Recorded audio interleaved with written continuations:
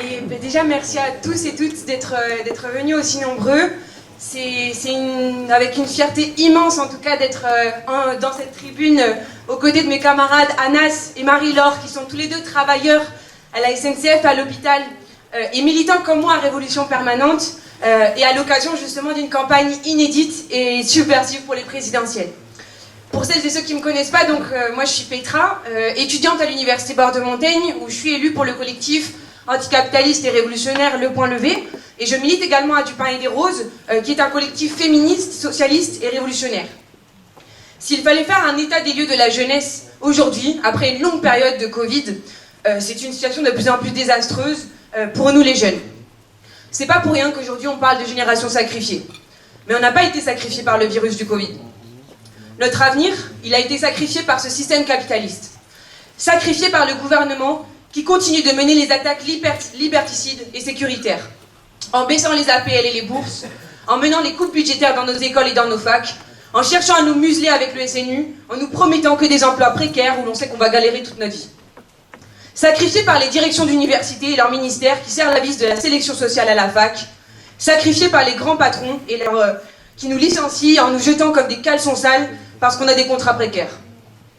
Pendant le confinement et jusqu'à aujourd'hui, les files de demande de colis alimentaires, elles n'ont fait que s'allonger. Les plus précaires sont écartés des bancs de l'école à cause de la sélection. Pour vous dire, en 2020, entre 5 et 7 millions de personnes ont bénéficié des colis alimentaires. Face à cela, avec Le Point Levé, anciennement 11e thèse pour ceux qui connaissaient auparavant, nous avions lancé une enquête pour quantifier, on va dire, la précarité à la fac, avec plus de 25% des étudiants de notre campus qui avaient répondu. Sans en faire le catalogue, les chiffres montraient justement que ce que nous avons récolté est un constat particulièrement alarmant dans la jeunesse, et surtout d'une précarité généralisée. 73% d'entre eux, par exemple, déclarent avoir interrompu leur travail en raison du manque de morale ou de découragement, alors que près de la moitié affirment avoir eu l'idée d'abandonner son cursus.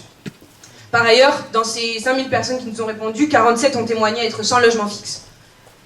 Suite à ce constat, nous sommes allés dans les villages universitaires et dans nos facs pour construire des comités de lutte contre la précarité, en faisant ce qu'aucune des institutions responsables n'a fait avant nous, en distribuant des repas, et contre lesquels ces mêmes institutions ont cherché à nous mettre des bâtons dans les roues parce qu'on s'organisait par nous-mêmes. Avec plusieurs secteurs du monde du travail, dont la CGT Blanchisserie de l'hôpital, de laquelle fait partie ma camarade Marie-Laure, nous nous sommes organisés pour dire non à la précarité, à la sélection à la fac, mais aussi aux licenciements et aux attaques successives dans le monde du travail qui représentent notre chômage de demain. Les jeunes ne devraient pas à choisir entre devoir se nourrir, se loger décemment et étudier. Chaque jeune doit pouvoir étudier, se loger, travailler dans de bonnes conditions, dignes, avec un revenu pour pouvoir se réaliser et s'émanciper, d'où le fait de revendiquer pour nous, pour l'ensemble des jeunes, un revenu au moins égal à un SMIC revalorisé.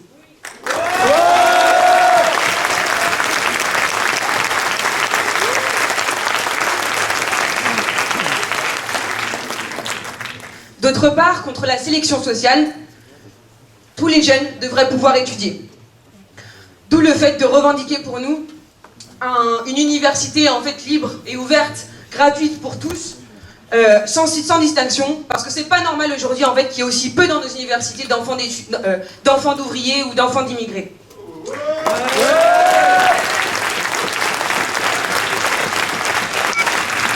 Les dispositifs comme Parcoursup effectuent un véritable filtre social à l'entrée en fait de la fac, et pour de nombreux jeunes, c'est synonyme d'obligation d'aller sur le marché du travail sans pouvoir aller étudier ce qui était souhaité. Donc nous revendiquons cette université publique et ouverte à toutes et tous, ainsi que l'abrogation de l'ensemble des lois et des réformes qui visent à élitiser l'université. Plus que jamais, il nous faut des moyens dans les facs, et la période Covid l'a démontré.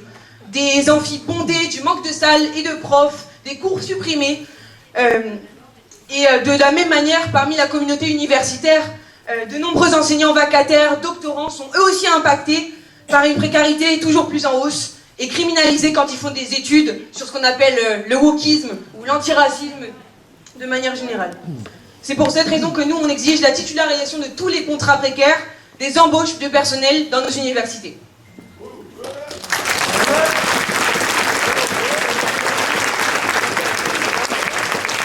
De la loi sécurité globale à la loi de programmation de la recherche, le gouvernement y mène une véritable offensive liberticide et autoritaire jusque dans les lieux d'études et cherche à criminaliser les luttes antiracistes, féministes et anti-impérialistes en les accusant tour à tour d'islamo-gauchisme comme le fait Vidal ou de wokisme. Et en plus de ça, en réponse, on a du mépris, comme de la part du Crous par exemple, où à Bordeaux, face à une panne de chauffage dans une résidence universitaire, la direction leur a répondu de rajouter des pulls. Face à ce panorama de situations difficiles, on voit néanmoins une certaine lueur d'espoir, car la jeunesse, elle relève la tête. Et dans de nombreux combats. Nous, face à la précarité qui se généralise, on ne pense pas que c'est en attendant les miettes et les coups de communication du gouvernement Macron qu'on obtiendra un changement, mais en nous mobilisant massivement dans la rue, aux côtés des travailleurs et des secteurs populaires. Ouais,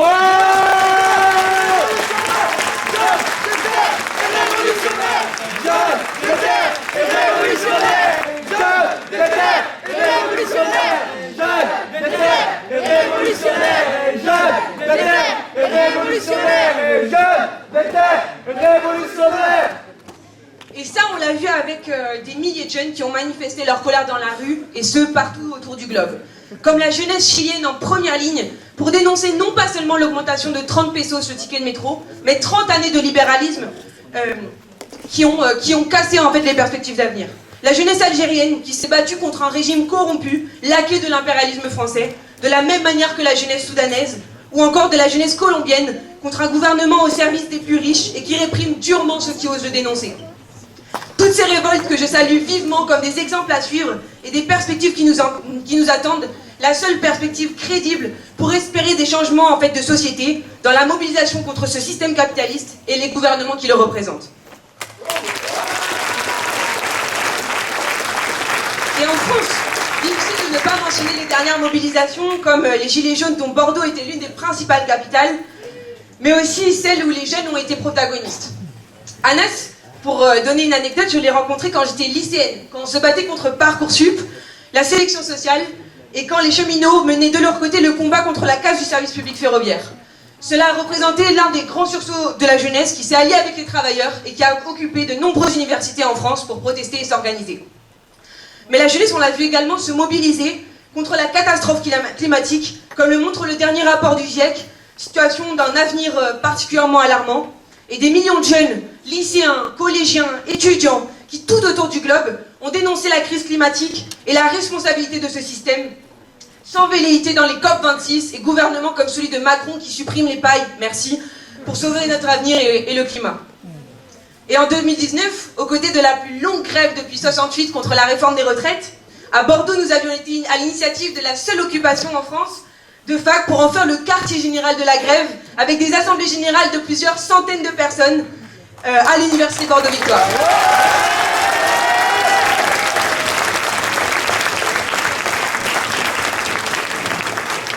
La jeunesse, on l'a vu aussi dans des mobilisations contre les mesures liberticides et sécuritaires, contre la loi sécurité globale, mais avant ça, malgré le fait que c'était encore en pleine période Covid, l'irrigation de la mobilisation énorme de Black Lives Matter des États-Unis en France contre le racisme d'État et les violences policières.